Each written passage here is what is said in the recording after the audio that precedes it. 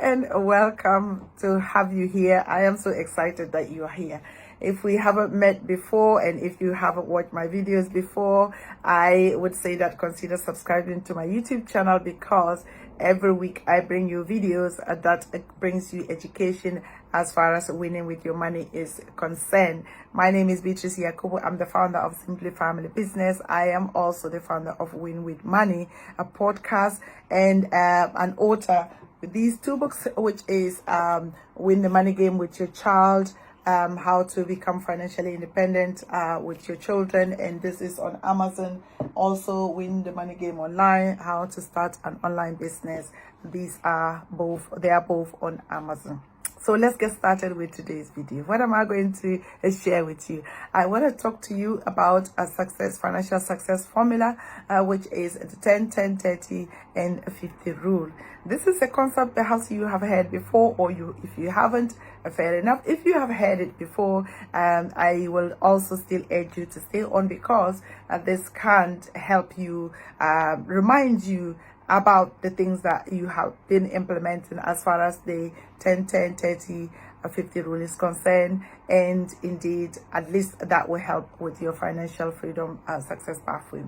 Now, in terms of the 10-10-30 and 50 rule, the reason for this is the fact that most of the time when we talk about financial planning or financial success, many people talk about what? Budgeting. And you know what? A lot of people don't want a budget. I certainly don't fancy actually budgeting, because it sometimes feel that it is work, and also it can also feel restrictive. But with the 10-10-30-50 rule, it gives you a leeway. Like, you are not actually penny pinching or counting every step of the way, and that is liberating, and that would be helpful if you know how to follow this rule. So let's get started with the rule one. The 10%, the first 10% rule is to give your 10% away. Well, did I hear you cringe? If you did, stay on with me, because as far as financial freedom is concerned, as far as financial success is concerned, giving away your 10% is key, in the sense that if you are a believer, we are taught to believe that you give your 10% so that the other things, that money can be used to do the work of God.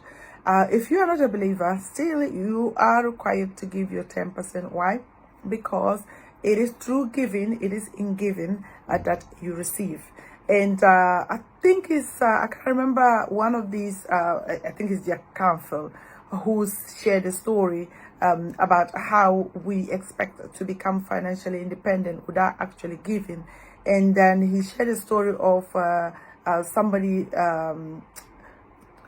yes, like you find a stove, and then you want the stove to give you heat, and yet you haven't put wood or fire in it to be able to burn and give you the heat. And it's similar to that in terms of you have to give first before the universe will be open to giving you rewards. And if you think about it, in terms of giving, even those who are non-believers in terms of religious beliefs also do recommend that you give 10%. Why? Even if you are not giving it to you give it to charity, of course. If you're not giving it to a religious body, you give it to other charities that that you feel that people are going to be happy, or the cause that you are supporting is going to promote your own happiness. Because believe it or not, what we give, it is not about the person that we give to. It is about us, how it makes us feel, and that is what opens the door and the possibilities of us achieving more. So 10% giveaway. Then your next 10% is for you to save. In terms of savings, it is important that we save, in the sense that if you don't save your money, you are going to literally be spending all of it. And in the book, The Richest Man in Babylon, the author talks about the making sure that you do not eat all your money, in the sense that whatever that 10% of whatever you earn is yours to keep. So if you just don't do anything and just stick to this rule, 10% of money I'm earned is mine to keep, instead of using it to pay everyone else. You go so far. And then of course, when you are able to then gather the savings, you can now think about how to invest it to make sure that it multiplies, because at the end of the day, it is not just the savings, it is for you to be able to multiply the money. Then the third thing is, or that's for the third rule, which is the 30%, is for you to use for your non-essential needs. What 10% of that, or if you want 5% of that, should go towards your education. Now, it is Jim Rohn who says that you cannot, your financial acumen or your financial reward cannot go past your ability to think and believe, and it cannot go past your own personal development. Until you develop yourself to a certain level, being able to become financially independent is challenging, because in life challenges will come your way, but of course, and opportunities will also come. But which one would you dwell on? It will depend on your ability, or how you have trained your brain to see the world and to see possibilities.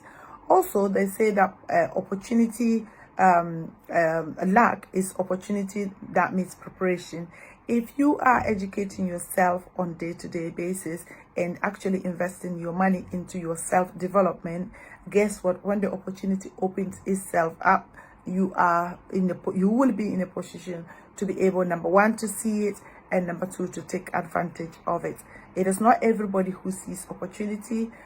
You see opportunity because you were looking for it and you were open to receiving it, and that is how you become financially independent. The rest of your 20%, of course, you are going to now use it to buy stuff that bring you pleasure in life. Then the other 50% is for your essentials. And what are they?